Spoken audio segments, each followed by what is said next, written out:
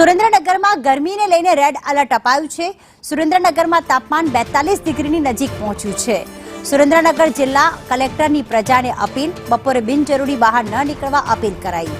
ભીડભાડવાળી જગ્યાએ પાણીની વ્યવસ્થા થશે। પાણી તથા બેસવાની તથા છાશની વ્યવસ્થા પણ કરાશે। ઉનાળાના પ્રારંભિક સમયે સુરેન્દ્રનગર જિલ્લાનું તાપમાન 42 ડિગ્રીની નજીક પહોંચી ગયું છે, ત્યારે રેડ એલર્ટ જાહેર કરવામાં આવ્યું છે।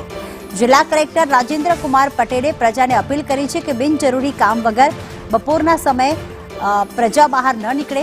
આગામી સમયમાં જરૂર પડશે તો કામકાજના સમયમાં પણ ફેરફાર કરાશે, જેથી પ્રજાને બપોરે હેરાન ન થવું પડે।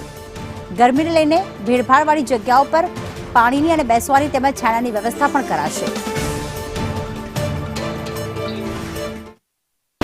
હું સુરેન્દ્રનગર જિલ્લાના તમામ રહીશોને અપીલ કરવા માગું છું કે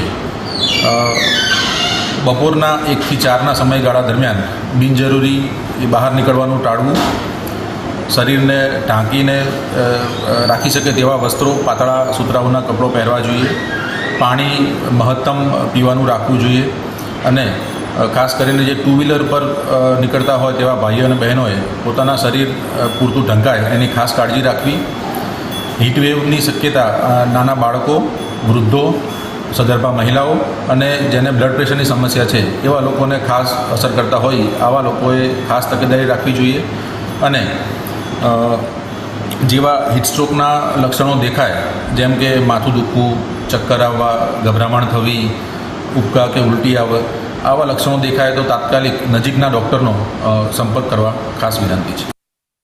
42 ડિગ્રી નજીક પહોંચી ગયું છે સુરેન્દ્રનગરમાં। ભાવેશ અમારી સાથે જોડાઈ ગયા છે। ભાવેશ, અત્યારે સુરેન્દ્રનગર શહેરની જો વાત કરીએ તો શું રસ્તા ઉપર લોકો દેખાઈ રહ્યા છે, ટ્રાફિક ઓછો દેખાઈ રહ્યો છે અને તંત્ર દ્વારા શું તૈયારી કરવામાં આવી છે?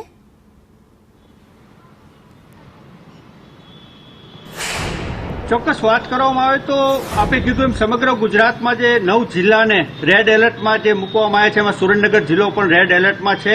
સુરેન્દ્રનગર જિલ્લામાં છેલ્લે વાત કરવામાં આવે તો છેલ્લા 5 દિવસથી સતત તાપમાનનો પારો છે એ સતત વધી રહ્યો છે। 38.3%થી લઈને 39 પોઈન્ટ, ત્રીજે દિવસે 40 પોઈન્ટ અને ગઈકાલે 41.7। આજે આ જે તાપમાનનો પારો છે 42 ડિગ્રીએ પહોંચી ગયો હતો। હું આપને બતાવીશ કે લોકો છે એ 1 વાગે તે પોતાના ઘરોમાં છે પુરાઈ જાય છે, બિનજરૂરી કામ વગર છે બહાર નથી નીકળી રહ્યા। સાથે સાથે જિલ્લાના વહીવટીતંત્ર એટલે કલેક્ટરે પણ લોકોને અપીલ કરી છે કે બિનજરૂરી કામ વગર છે એ બહાર ન નીકળવું। આ કાળઝાળ ગરમીને લઈને આવનારા સમયમાં જો જરૂર પડે તો જે કચેરીના કામકાજનો સમય છે, જ્યાં ભીડભાડવાળી જગ્યાઓ છે એના સમયમાં પણ ફેરફાર કરવામાં આવશે। મોટી ઉંમરના લોકો હોય તેમજ મહિલાઓ હોય એ લોકોને પણ બિનજરૂરી બપોરે કામ વગર છે ન નીકળવું। સાથે સાથે જે કંઈ લોકો પોતાને જરૂરી કામ હોય ને બહાર નીકળે છે તો એમને પણ કંઈ વસ્ત્રો છે એ ફેસ ઉપર ઢાંકવા, જેથી કરી આવનારા સમયમાં આ ગરમીને લઈને કોઈ બીજા બનાવો છે ન બને। એટલે હાલ તંત્ર પણ અપીલ કરી રહ્યું છે અને સતત ગરમીનો પારો છે એ વધી રહ્યો છે। જે એપ્રિલ મહિનામાં જે ગરમી છે એનો અહેસાસ હજી શરૂઆત છે માર્ચ મહિનાની, અને માર્ચ મહિનાની શરૂઆતમાં તે લોકો છે આ ગરમીથી તોબા છે એ પોકારી ચૂક્યા છે। હાલ લોકો છે બિનજરૂરી કામ વગર બહાર નથી નીકળી રહ્યા અને 1 વાગે એટલે પોતાના ઘરોમાં છે એ પુરાઈ જાય છે। જી, આભાર તમામ વિગતો માટે।